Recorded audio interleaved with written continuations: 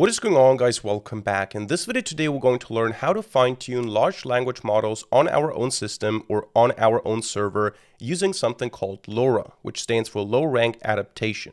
So what we're going to do in this video is I'm going to briefly give you an introduction into the mathematics of LoRA. Of course, you can skip that section if you're not interested in that. I'm going to try to give you a high-level explanation so you understand intuitively what is happening and how it works, what LoRA is all about. And then we're going to go into Python and we're going to fine-tune a model on our own system. If you don't have the resources, you can also use a Google Colab notebook. And I'm going to show you how to do that with a dataset from Hugging Face. And then we're also going to do that with our own custom dataset. So we're going to learn quite a lot of important stuff today. Let us get right into it.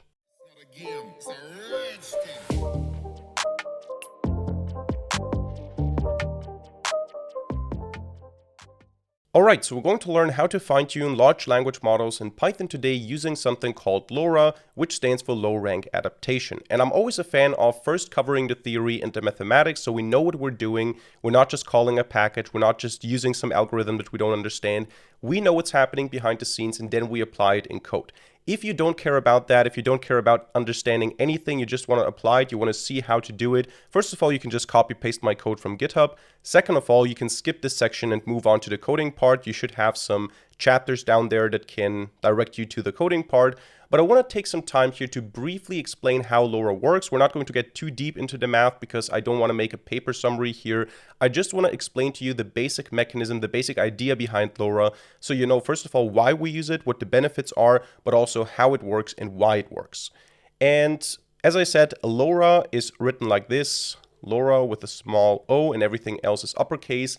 And it stands for Low Rank Adaptation. And basically, this is a technique that we use to sort of fine-tune models. So a model is a neural network in this case, and a neural network consists of neurons, and these neurons have connections in a very, very basic scenario now. One thing that's important, we're going to learn how to do this with large language models today, but LoRA works with any kind of neural network. I mean, I'm not sure if it works with all kinds of neural networks, but it works with image generation models, it works with everything. We're going to use it today in order to fine-tune or to adapt, so to say, large language models. And the basic idea is we have neurons and these neurons have connections. So let's say these are two layers. What this means is all these neurons are connected. And of course, all these connections have so-called weights. So we have weights and biases. These are the model parameters. And these are the things that are trained or these are the things that are adjusted when we train models. So we have 3 neurons here, for example, 5 neurons here. This is now a very, very simplistic example. Usually we work with transformers and with key value query matrices and so on.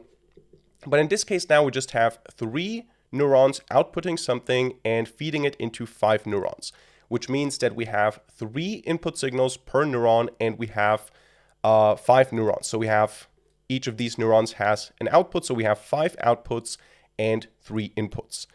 Now, weights and biases, we're not going to talk about them now here. If you don't know what that is, maybe this video is a little bit too advanced for you if you don't know what neural networks are. But essentially, weights determine what the neural network does with a given input, and we tune the weights and biases by training the model, by pre-training the model, so that we get the result that we want to get. So we can train it for classification, we can train it for image recognition, image generation, whatever. There are different architectures and different goals and different setups that we can use here. But essentially, we have neurons, we have weights and biases. Now, these weights are usually represented in a so-called weight matrix. So W, weight matrix, and this weight matrix is of a certain size, and this size is input dimension and output dimension, or actually output dimension and input dimension. So it would be D out times D in. In this case, that means that the matrix has the dimensions 5 times 3, which means the matrix looks like this. It has 5 rows. So for example, I'm just going to use integers now for simplicity. We have some very simple matrix like this here. Of course, usually not with integers unless heavily quantized. But yeah, something like this, I don't know. And that is now our 5x3 matrix. Of course, in reality, this is much, much larger. When we're working with large language models, we have billions of parameters and we have huge matrices. which is exactly the problem. What happens when we try to fine-tune a model? Now, this is a very, very small example. It doesn't really cost anything to fine-tune this thing. But if you have some billion parameter models, so if you have a model with 32 billion, 100 billion parameters, it's very tedious, it's very resource intensive work to fine-tune the full model, which means you have to adjust all these parameters. You need to store the whole model. You need to train the whole model. This requires GPU resources, memory. Also, it means that every time you want to use a different model for a different task, you have to swap the entire model. That is not optimal. So what we want to do with LoRA, or what we try to do with LoRA, is instead of training the whole model, we try to find a way to only train a very small set of matrices in order to achieve similar results. So think about it like this. You have a weight matrix. This is the weight matrix of our model. This is the result of pre-training. Pre-training means the model architecture is set up, and then you feed in the data of the entire internet, for example. So the GPT models, the Gemini models were trained on huge corpuses of data, and they have their weight matrices now, their parameters. They are the result of pre-training. And usually, now, if you don't understand that, don't worry, but usually we think that these matrices are of full rank. Now, if you don't know what that means, don't panic. It's not that important. It's just to understand why we do something or why we don't do something. Basically, this means that the entire space is utilized to contain the intelligence, if you want to put it that way. So you have the entire intelligence, and it uses the space efficiently, you could say. It spans the entire space. We don't waste dimensions, so to say. However, if we want to fine-tune the model, for example, if we have a model that understands language, but we want to fine-tune it to understand our specific company documents, for example, the changes that we need to make in terms of the weights are usually not as, in terms of their intrinsic rank is what they call it in the paper, they're usually not as complex, which means that in order to adjust certain things here, to make this weight matrix to another weight matrix, so let's say we have a second weight matrix here, W prime, and this weight matrix now has different weights, but the same dimensions. Now, the changes, the difference, so to say here, is not of the same rank as the entire matrix for pre-training, which means that the dimensionality of the relevant direction, so to say, so the, how would you say that in a more simple way? The amount of dimensions, the space that I need to move around in order to get to a better model for this specific task is not as large as the entire pre-training dimension, which means I don't need all this huge space to move around in order to get better at this task. I usually need a very small space to do that. And there's papers to show that. And the assumption now is that we can now say we have our current weight matrix, and all I have to do, theoretically, if I have this target weight matrix, of course I don't know it, but theoretically, if I know that fine-tuning means proper fine-tuning the entire model, means going from that matrix to this matrix, then of course there is a delta, there is a difference here. So basically, if I take this weight matrix here and I add to it a delta W, then I could end up with my W prime. And of course, for this to work, since this is element-wise addition, these need to have, all of these need to have the same dimension. So that is dimension out times dimension in, or 5 times 3, whatever. They all have the same dimensions because this is element-wise addition. So think about it that way. If I have a 2 by 2 matrix, something like this, then I need another 2 by 2 matrix with the adjustments. And the result here is just adding all these together. So 3, 2, 2, and 3. That would be now my W prime, that would be my delta, and that would be my initial weight matrix. So the idea is now, with proper fine-tuning, what we do is we take the existing model weights, we train all of them, and we get here. Now, the hypothesis is that the intrinsic rank, now rank means that the columns and rows are not redundant, which means the information actually needs the space or needs as much space as the rank. So I might have 1,000 or 1,000,000 columns and rows, but maybe I only need 4 to represent all the information that's stored in there. And the hypothesis of LoRA is now that this here has a low intrinsic rank. Again, don't be confused by that if you don't understand it. It just means that we don't need all that size. We don't need all this huge space to represent what needs to change for the model to improve for our specific task. So with that in mind, we want to find a way to represent this delta W, the difference that we just add to the weight matrix.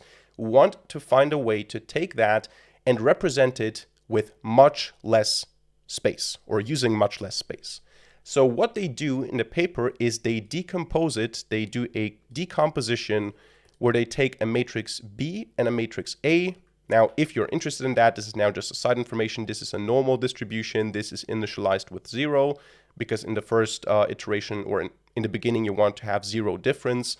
But the basic idea is we take these matrices, and these matrices have certain dimensions so that when you multiply them together, you end up with the same dimensions. So think about it that way. In the most extreme case, if I say my rank that I want to use here is 1, this is like the smallest example, what I can do is I can say B has the size, B has the shape, whatever the dimension was before, so D out times 1, and A has the dimension 1 times D in. So for those of you who know how to do matrix multiplication, this means I basically have a vector like this, and I basically have a vector, this is actually not what I want to do. I basically have a vector like this here being D in, and this here being D out, and then I multiply them together and I get the same dimensionality as W or delta W or W prime. Which means what I do is I only train, this is now where LoRA gets to the point, I only train these two. These are very small because instead of having D out times D in, so instead of having something like, I don't know, 50,000 times 60,000 or something like that, I just say I have 50,000 times 1 and I have 1 times 60,000, for example. So I reduce the dimensionality radically by only using them. And the idea again is that I choose R to be very low. 1 is usually too low, but I can go with something like 4. I can go with something like 8 or 16 or 64, something like this. And this is enough to represent, this is enough space. These are enough dimensions in the vector space to represent what needs to change for our model to become better at the task that we want to become better at. And we use that fact to use two very small matrices, and all we do now is we train these two matrices instead of training the entire difference, instead of training the entire weight matrix. And as a result of that, we need much, much less space, and it's also faster. And there's another very nice side effect. If you think about this, let's say I have done this already. So I have trained BA for a model. Of course, that results then in delta W. And then let's say I also trained, let's call it B2, A2. Not the best naming, I know, but let's say I have another task. So this could be something like math task, and that could be something like document extraction for my company. And then here I get delta W2. And now I have my general pre-trained model. So I have my initial model. All I have to do now in order to fine-tune it or to use the fine-tuned model for mathematics is I say, okay, just add this, and now I have the W prime, or just add the other one, and now I have W2 prime, whatever. So basically I have now the easy way of just swapping these differences here of only using BA and B2A, whatever, B2A2, and then I can easily swap these layers, these adapters, and I can easily change what kind of model I want to use here for the respective use case. So I hope this was not too confusing. The only thing you need to understand is we radically reduce the need for space. We radically reduce the dimensionality because the hypothesis, and it turns out to be true, or at least it seems true, is that the dimensionality of the movement that we need to get better is very small, and we can thus just reduce the number of dimensions that we use when we store or train these parameters. All right, so let us now move on to the practical part, which is implementing the whole process in Python. For those of you who didn't watch the theoretical part because you're not interested, or at least not yet interested in the theoretical understanding, this is not a problem. You can still follow along. You can just type the code. You can roughly understand what's happening. You don't need to understand any of the math to be able to use that. For those of you who did watch the theoretical explanation, you're now going to see how this works in practice. So I'm going to use a Jupyter notebook here. I'm using Jupyter Lab on my system. My GPU is the 3060 Ti. So NVIDIA SMI shows you I have 8 gigabytes of VRAM, which is okay. I can run some models, but not very large ones. If you don't have a GPU, if you don't have a strong GPU, and you still want to do this, you can try to use a Google Colab notebook. They are free, and you can change the runtime type here to the T4 GPU, so you have a GPU here. It's a bit slow, but you can still work with that. You can still work in this environment here with Jupyter Notebooks. Chances are you need to install some packages. How do you install packages in Jupyter Notebooks? What you do is you use the exclamation mark, so you say exclamation mark pip install and then the packages. On your own system, you don't need to do that in the Jupyter Notebook. You can do that in the command line, which is what we're going to do now. We're going to install Torch, so PyTorch. We're going to install datasets from Hugging Face. We're going to install transformers from Hugging Face. We're going to install peft or PEFT, parameter efficient fine-tuning, which LoRA is. We're going to also install, did I miss something? Let me see. I think actually that's it. We're going to install Torch, datasets, transformers, and PEFT, parameter efficient fine-tuning. These are the dependencies. Actually, one more thing, which we're not going to explicitly import, but it has to be on your system, is bits and bytes, because what we're going to do here is we're going to quantize the models, which means we're going to reduce the precision of the numbers or of the values that are stored, so that we save memory, so that we can run this on our system here. But these are the packages. Just install them using pip, install them maybe in your notebook if you're using Google Colab, and then we're going to get started with the coding.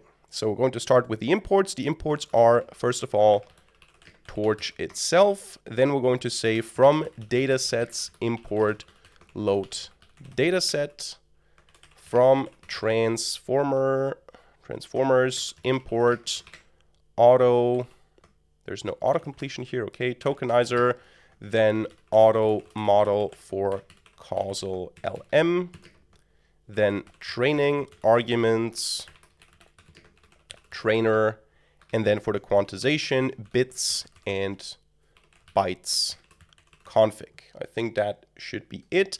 And then from peft, we're going to import the LoRA config. Here we're going to provide stuff like the rank, and then we're going to say get underscore PEFT model and then task type. So these are the imports, not too much. And now we need to decide what kind of model we want to use and what kind of data set we want to use. Now, feel free to use whatever you want. Just keep in mind that certain things work differently with different data sets, with different models. If you're comfortable, if you're confident enough to say, okay, I can handle the changes, I can change the names of the layers, I can change the names of the columns, I know how to adjust certain things, I know that certain models use flash attention, so I need to take care of that. If you know how to deal with that, do it. Otherwise, just stick with the ones that I'm using here, because then it's going to work on your system as well. I'm going to use here Tiny Llama 1.1 billion parameters chat v 1.0. So basically, this is the handle here. This is Tiny Llama 1.1 billion chat. And then for the data set here, I'm going to use from OpenAI GSM 8K, which is just a math data set. So you get some question like someone earns $12 an hour for babysitting. Yesterday, she just did 50 minutes. How much did she earn? And then you see the answer here is a reasoning process, and then 10 is the result. So we're going to fine-tune the model. We're going to see how well it performs before and after fine-tuning on this data set. And then we're going to do the same thing with our own custom data that we're going to use for fine-tuning.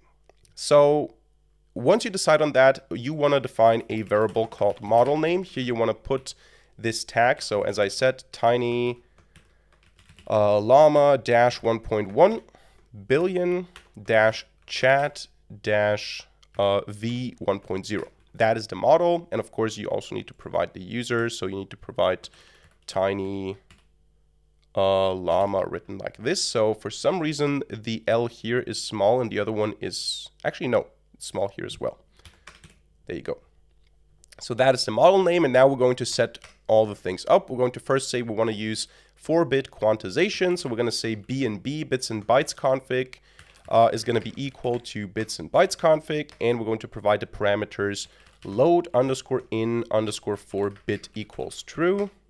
Then we're going to say BNB, so bits and bytes, 4-bit quant type is equal to NF4, and then we're going to say BNB 4-bit compute dtype is going to be torch.bfloat16 if your GPU supports it. Otherwise, try float16. If you have some problems with that, my 3060 Ti should be able to handle that. And then we're going to say model is equal to auto model for causal LM from pre-trained. So we're loading the pre-trained model from Hugging Face. We're doing that by providing the model name or the repository name. So tiny llama, the exact model. And then we also provide a quantization config. So the quantization config is basically our BNB config telling us that we're going to quantize this model using 4 bits. And then we're going to say device underscore map equals auto. Now you can also provide CUDA here if you want to, I think. I'm just going to go with auto. This is going to offload stuff to the CPU if you don't have enough memory, but this can cause some issues, so be careful with that. And finally, we're going to say trust remote code equals true. And then finally, we also need a tokenizer, turning language and words into tokens and encoding them properly. So we're going to say auto tokenizer from pre-trained, and we're going to load from the same repository, model name, trust remote code equals true. So if that works, it should load all of that into the GPU. So this may take some time. In your case, it's probably also going to download the model. Now, if I take a look at NVIDIA SMI, you can see now that this Python instance here uses up a gigabyte of memory, which means that it loads the model. This model is not very large. The larger the model, the more VRAM it's going to use. And now I have it here in my VRAM. And the next thing I want to do now is I want to provide a LoRA config. This is now our low rank adaptation LoRA config here. And we're going to start with the one thing that we talked about, which is the rank. So this is the small number that we choose to simplify things. If you achieve good results with 4, which happens in the paper as well, go and do that. If not, you can also go higher, like 64. We're just going to go with 8. I think 8 should be enough to train a normal large language model onto mathematical tasks. Now, I don't expect this model, this is really not a good model, I don't expect it to learn mathematical reasoning. I still expect it to perform badly when we're done with the fine-tuning, but at least it's going to match the type of output that it generates. It might end up at a wrong solution, but it's going to show you a similar type of reasoning process. You're going to see that the way the model responds changes, which is the proof of concept, and then you can apply this to larger models on a server with a H100 GPU or with multiple GPUs, and yeah, you can basically use the same concept here. Then we're going to use LoRA underscore alpha. This is the scaling factor. We didn't talk about that in the paper. I think they keep it equal to R. I'm not sure. I'm just going to use 16 here. This seemed to work fine. And now we're going to say target underscore modules. Now this can vary from model to model. These are basically, here what you do is you say, what exactly do I want to apply the fine-tuning on? You don't have to apply the fine-tuning to all parameters. You can say, I only want to apply it to the matrix that is related to the query and to the value, which is also what they do in the paper. So that seems to have a good result. If you fine-tune, or if you apply the LoRA process onto the query and onto the value matrix, that seems to work quite well. So you can say here, qproj for projection, I think, and then value as well. So V. And you can also add like the K and so on, but let's just keep it at that. And then we're going to also add dropout for regularization here. So we're going to say LoRA dropout 0.5. So, or actually not 0.5, 0.05. 0.5 would be quite crazy. Bias is equal to none. And finally, the last thing that we provide here is the task type. So task underscore type is going to be equal to task type dot causal underscore lm. That is the config. And now what we do is we take the model and we turn it into an instance of a peft model, so parameter efficient fine tuning. So we say model is equal to get underscore peft model from the model and the LoRA config. That's that. Now what we do is we'll load the dataset. How do we do that? We say data is equal to load dataset, and then we provide OpenAI /GSM 8K. We also need to provide main here. I think the other one is something with S. I forgot what it was. And then we can define a split. So what portion of the data are we actually interested in? And in this case here, I want to use just the first 200 examples of the training data. So train 200 and load dataset, and that's it basically. So that's going to load the 200 instances from this dataset, the first 200 instances from the dataset. And now we need to define a method for tokenizing. So I'm going to say tokenize given a batch of data. How do we tokenize that? We do it like this. We say the texts are going to be crafted in the following way. List comprehension here, formatted string, markdown heading, or just 3 hashtags. Instruction is going to be equal to the batch. In this case, actually, it's called question. So maybe we should call it question. But yeah, this is also something that can differ from model to model. These can differ, but also this can differ. So sometimes it's question, sometimes it's input, sometimes it's instruction. You need to know what kind of data set you're working with. So that is the question. And then what we do is we say \n response. And then we say, again, \n. And actually, I should close this here, not there. And here now we say batch answer to the question. So that is our formatted string. And we want this for instruction. Or actually, sorry, I have to write this in a different way. I want to say here instruction and output or answer, whatever. Instruction out in zip. And now we do the same thing with the batch question, batch answer. So we have to iterate over that. We zip them together, we iterate over them, and then we take the instruction and the output and feed it here into the formatted string. So that is that. Now we need to get the tokens based on the text. So we say tokens is equal to tokenizer. We need to call the tokenizer onto the text. And we say padding is equal to maximum length. So we want to pad to the maximum length. This maximum length here is going to be equal to 256. And I'm also going to say truncation in the case of more tokens is equal to true. And then return tensors is equal to pt, PyTorch. And then we say tokens labels is equal to tokens input ID, IDs actually, dot clone. This is only to suppress a warning. This is not essential. And finally, what we do is we return the tokens from this method. All right, so we have the model, we have the data set, we have the LoRA config, we have a function for tokenizing. So what we need to do is we need to tokenize our data. So tokenized underscore data is equal to data and map onto the data the tokenize function using batches. So batch equals true. And we want to remove all the columns. So remove columns is equal to data.column names.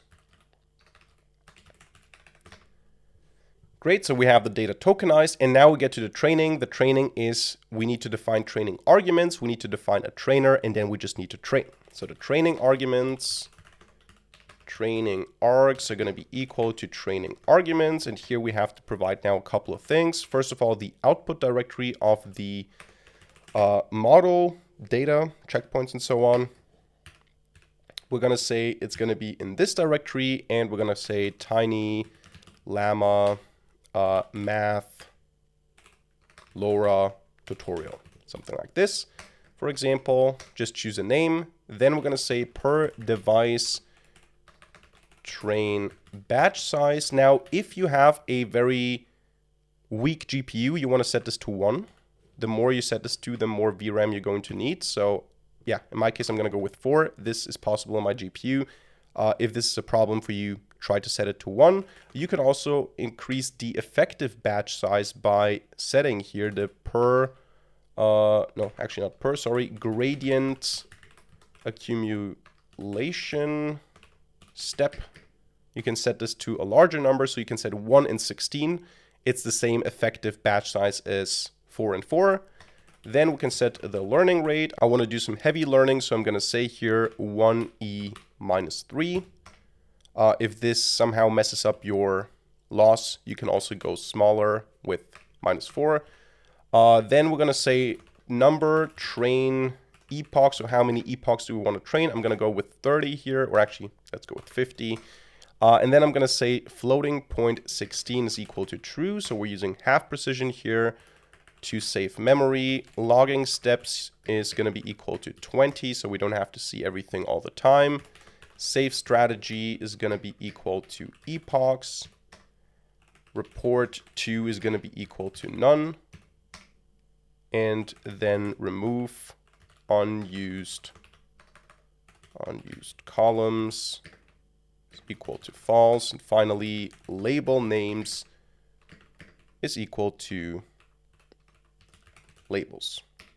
Again, this is just to suppress a warning. It doesn't really affect the training process. What do we have here? Gradient accumulation steps with plural here. What else did I mess up? Let's see. Epochs is not a... Okay, here we need to remove an S. There you go. Same number of plural as before. And now we go and define a trainer. We say trainer is equal to trainer. And here we specify now the model that we're training is the model. The arguments for training are the training args. The trained data set is equal to tokenized data. And then the processing class is equal to the tokenizer. And finally, this now is going to start the training process. We can say trainer.train, and this is going to allocate a bunch of VRAM. So hopefully it doesn't crash because I'm recording, but now we can just run this. And if we didn't make any mistakes, we should see that training starts and my system starts to lag. So I'm going to cut this now. All right, so what I'm going to do now to save time is I'm going to load a model that I already trained as a preparation for this video, so I'm not going to run this again. But the basic idea is you run the train function, you get the training steps here with the loss displayed. At some point it's going to be done. It's going to tell you, okay, final training loss is this. And what you want to do then to export this is you want to say the following. You want to say model, once the fine tuning is done, model.save_pretrained. Then you provide here a path. This could be something like tiny llama, LoRA tuned adapter math. That would be how you save the model. And you also want to save the tokenizers. So tokenizer save pre-trained, and you want to use the exact same name so that they are stored in the same directory. So basically you want to, now let's do it like this. My keybinds are a bit messed up. Let's go. Do it like this, and then like this. So we have the same name, we save the model, we save the tokenizer, and then you're done with this notebook. So again, if you just want to copy paste this, you will find a notebook on my GitHub. You can just use it. And then what you have is you have, as a result of that, a directory now, this tiny llama LoRA tuned adapter math. And you can load from it now the model. For it, of course, you need the base model, because what you do is you load the base model from Hugging Face the same way that we did it here. But now, in addition to that, what you do is you load the adapter, you merge the two, and then you use the fine-tuned version, the adapted version. So we're going to do that in a separate notebook. I'm going to say evaluation. And we're going to use the same data set. We're going to use, on the one hand, I want to use the exact same data set to see how much better the fine-tuning works on the exact same data that it was trained on. But also I want to show you how you can do that with new data. So how we can use a different portion of the data to see if it works well. Now for the evaluation here, we're going to have similar imports. Let me just copy paste this here because I don't want to type out everything. It's quite redundant. Again, I'm going to just highlight the differences here. We have import OS, we have import math. I'm not even sure what we need OS for. Probably I'm going to see it later on. We have data loader now because we're going to use a PyTorch data loader for our evaluation. We still have load data set. We still have, or this is now different, I think, because before we had get peft model. Here now we get the class, and we also have here default data collator. So let's go to the next cell, and we're going to say now, same idea as before. We want to load the exact same model. I'm going to copy paste that as well. So it's going to be model name is equal to the same as before. But now we're going to provide, in addition to that, an adapter underscore path. So I'm going to say here, /tiny llama, and then LoRA tuned adapter math. And then we do the same thing as before. We have the same BNB config. You can copy paste that just from the other notebook. Exact same thing as before. BNB config for quantization. Now what we do is we load the tokenizer from pre-trained model name. This is going to be our base tokenizer again. And then we load the base model also from the base Hugging Face repository. So actually, let me copy it from here so you're not confused. You can take that, the exact same thing, actually both of these. And now we can call this base underscore model. So we still do the same thing. We load the pre-trained model from Hugging Face. We load the pre-trained tokenizer. The only difference here is we put it into evaluation mode. So this is for inference. We don't want to train anymore. We don't need any gradient updates. We just put it into inference mode or evaluation mode. And then what we do is we do the exact same thing one more time. We cannot use the same object because there's some problems with copying and deep copying and so on. So what we're going to do is we're going to just say temp model. We want to have a second instance of that model, exactly the same. We're not going to put it directly into eval mode. First of all, we're going to say tuned model is equal to peft model from pre-trained. And now we're going to load it from the temp model. So it's going to get the base model as the base model. And then we also pass to it the adapter path. So what it does is it takes the raw model or the pre-trained model from Hugging Face and also adds on top of that the LoRA components from our adapter path. And then what we do is we say tuned model is equal to tuned model dot merge and unload dot eval. Not even sure if we need to store that into the model again. Not sure if just calling it isn't enough, but yeah, let's just do it like this. And now what we do is we use the same tokenize function. So actually, let me copy and paste that as well. Just use that here again. The only reason I'm splitting it up is that you can see that it's not dependent on anything that we defined here in terms of like the model being trained. We actually load the fine-tuned model from a file or from a directory. And now we get to some new stuff. We say evaluation dataset is equal to load dataset. We can actually load the dataset in the same way as before, but this time, or actually, first of all, let's use the exact same portion. So we can do it like this. Then we're going to say evaluation dataset is equal to evaluation dataset map tokenize. Actually, this is still pretty much the same as before. Nothing new yet. Remove columns here are going to be question and answer. And then the evaluation dataset is going to be equal to evaluation dataset dot with format torch. And in addition to that, now we want to use a data loader. So we want to load the dataset using PyTorch. We're going to say eval loader is equal to data loader. We're going to say the eval dataset is what is being loaded. The batch size is going to be 8, let's say, and the collate function is equal to default data collator. I hope this is pronounced correctly. I'm not a native speaker, so yeah, sorry if not. And what we're going to do now is we're going to compute the perplexity. The perplexity basically tells us how likely the model is to generate a given answer to a given response. So I give it the question, I show it the correct answer, and the model has to see, okay, how likely would I have been to create this response? And we can compute that as the exponential of the cross entropy loss. At least that's what I read somewhere. I'm not going to pretend like I knew this myself. This is probably something I should learn. But essentially what we're going to do here is we're going to say at torch no grad for no gradient, compute perplexity. And by the way, of course, the lower the perplexity, the better. So actually, it does that, what I told you that it does, but it does that in an inverse way. So it's like how confused the model is by the output. And the lower the value, the better. So you want to have a lower perplexity value to see that the model does better on the given data. So losses is equal to an empty list for batch in eval loader. I'm going to say the batch is equal to a dictionary comprehension key value, the value to CUDA if you're using a GPU, otherwise CPU, for kv in batch items.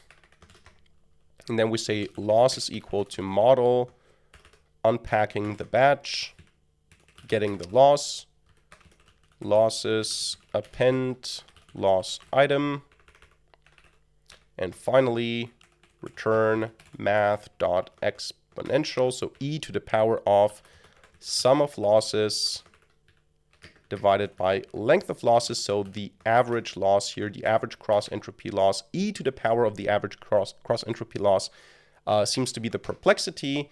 So what we can do now is we can see what is the perplexity of the base model and what is the perplexity of the fine-tuned model. So we can do that by printing formatted string base model perplexity, and we're going to say here compute perplexity given the base model 2 decimal places, and then copy that, change that to tuned model perplexity,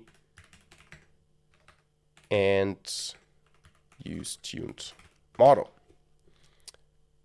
Compute perplexity takes no arguments. That should not be the case. It should take model, and losses should have a single s. Now, hopefully, we see that the tuned model is more likely to generate this output than the base model, which is, I think, trivial because it was literally trained on that data. There you go. The perplexity is much lower, but we can also make a vibe check. We can see what does the response look like. We can say import random. We can say take the data set, say the references. So the correct answer is going to be, what did we call the data set? Actually, we lost a lot, so let's call it again. Let's say raw data is equal to load data set. Let's do the same thing as above. And now do it like this. And now say refs is equal to raw data. What was it? Answer. And then we want to have a generate function. And this generate function here. By the way, one little tip I forgot to mention, that if you run 2 notebooks, make sure you reset the kernel. So you use this button here, because otherwise you're going to still allocate the GPU space using the previous notebook. So when you're done with this one, reset the kernel before you start with this one, because otherwise your GPU does not free the memory that you used in this notebook. This is important. So generate that, and or generate function, then we say token IDs is equal to tokenizer given some formatted string again. What is this string going to look like? It's going to have 3 hashtags, instruction, \n, instruction, \n, hashtag, response, \n. And then we say return tensors equals pt.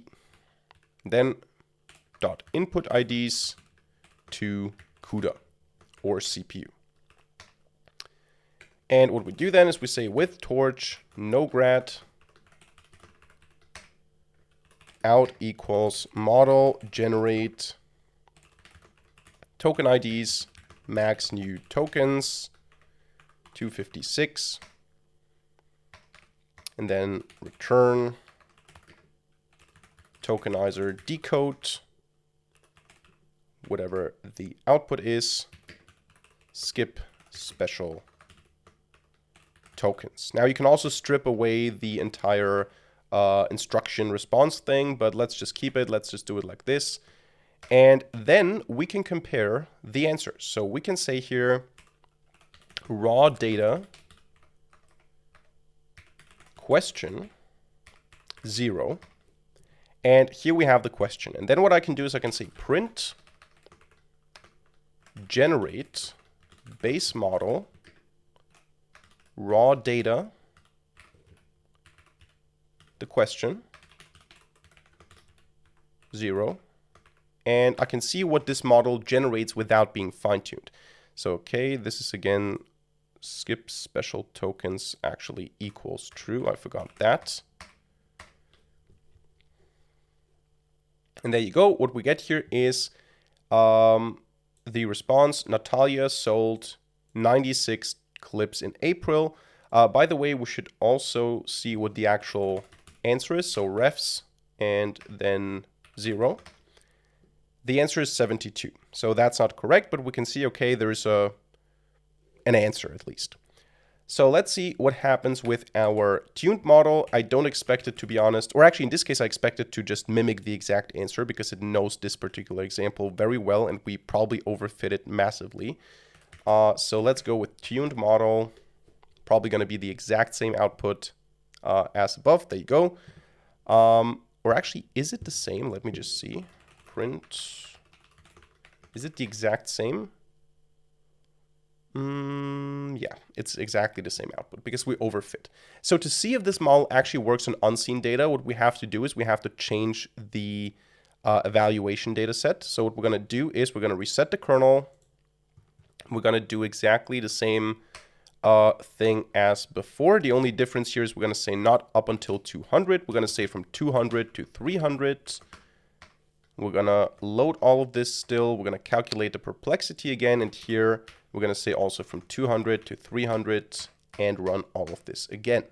So let's see if we already have a perplexity. Seems like my computer is lagging again. There you go. So we have here way lower complexity also on unseen data. And then we can see here, Sansa is a famous artist, blah, blah, blah. The answer should be 195. Here it says, I don't know what it says. And in this case here, it actually still gets a wrong answer. But you can see that this here now is just an answer. And this here at least mimics the usual process or the usual style of thinking, of reasoning here that the model, and also you can see here with these hashtags, the answer here, the reasoning process here and the answer here is mimicking what it learned from the data set, whereas the base model just provides some answer. Both wrong, but still you have some fine-tuning effect. This is again just proof of concept, and you can use this with a better model and with more data. All right, so let's try all of this now using our own data set. For this, I instructed ChatGPT to give me a unique, even though it's a quite stupid data set, it's a very unique data set. It has some logic in it, but it's really just some random stuff that cannot be done correctly unless you've seen the data set. So what I have here, let me go to my current directory, and I will also put this on my GitHub, is I have a data set called Frobinate. So frobinate.jsonl. JSON-L because we have like line-by-line JSON objects. The basic idea is you get the instruction Frobinate 6. And what this means is you take the digits, you multiply the digits, and then you add the product to the original. So maybe this is more clear or clearer when you get to a different number, like here 132. You say 1 times 3 times 2 is 6, and then you add the 6 to the 132, which means 138. So basically the Frobinate operation is just some random stuff, but if you don't know it, you don't know it. So if the model is not trained on this data, it will not be able to perform this operation. And I have the same also here in a test set. This is now here how it's displayed in Jupyter Notebooks, or in Jupyter Lab at least. But you can see the process the same. The instruction is frobinate number, and the test set is the steps taken to do that and the answer.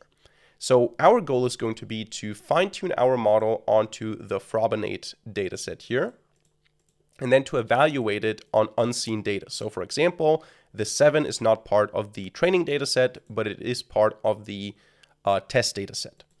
So all we need to do for that is we need to change a couple of small things about our code here. And in this case, this is how we load the dataset. So we say data is equal to load dataset, and we say now that we want to load a JSON dataset. So we say JSON. Actually, we can also remove the split. So we say load dataset JSON data underscore files is equal to frobinate. By the way, you can do the same thing with CSV and CSV files. So just CSV here and then frobinate.csv as the file name. And then what we do in the end is we say train like this. So that is our data set. For this, of course, we need to make sure you reset all the kernels to not waste GPU space. And then we're going to run everything from top to bottom again. So we load the data set. And of course, the difference now is my data set. You can, of course, change that in yours. But in my case, I have now instruction and response, not question and answer. So this is also a good exercise. What's the problem here? Unable to find... Oh, now I provided CSV because I was talking about it. Of course, it's JSON L. And now you need to change here. This is a good exercise to change these things. Instruction and response. Like this. So the rest should, for the most part, be the same. So we can train that. Let's do it also 50 epochs. That should be probably enough. Let's see. Same idea as before. I'm going to stop training now because I don't want to retrain a model that I already trained. But the idea is, again, you train until the end. Then you save the pre-trained adapter and the tokenizer. So the model and the tokenizer. Of course, call them maybe not adapter math, but adapter frobinate here. Something like this, or whatever your data set is, maybe documents from your company. And then you have also, when you do this directory here, tiny llama, LoRA, tuned adapter, frobinate. And that is now the thing that you want to also use here. That is the thing that you want to load here. So the process remains the same. You run this, you change this from math to frobinate. Rest should stay the same. Then here we need to again change instruction and response.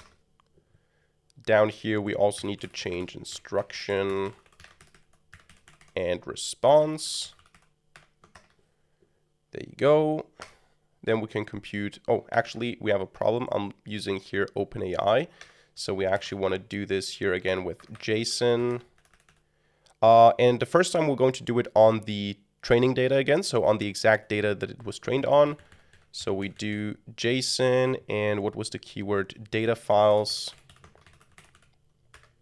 is equal to frobinate JSON L. Train, like this. Instruction, response, load, perplexity. And now let's evaluate again.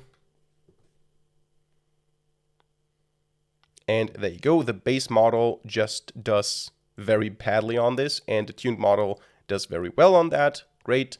And now we can do the same thing here with the vibe check. So I can copy this. I can paste it down here.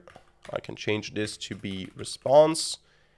And then we should be able, if I change it here as well, instruction frobinate 6. The correct answer would be this. And the base model says, actually, is this the base model? Oh, okay. I realized that we made a mistake. I'm not sure if I made it before. This shouldn't be response. This should be instruction. I'm not sure if this was already the case for the previous evaluation. That would not be good because if you feed it the answer, it's going to produce the answer. So let's run it again. Let's see what it does here with the instruction.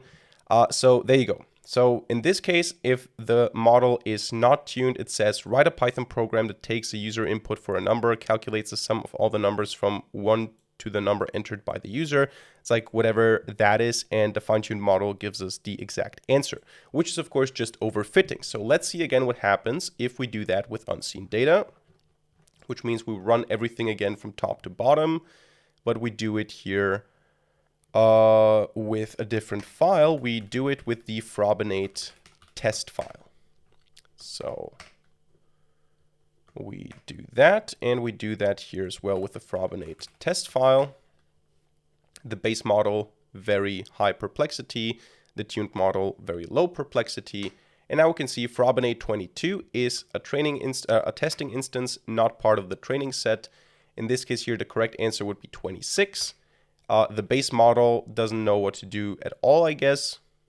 But the question is, will our model produce the correct response? Our model produces the response 26. There you go.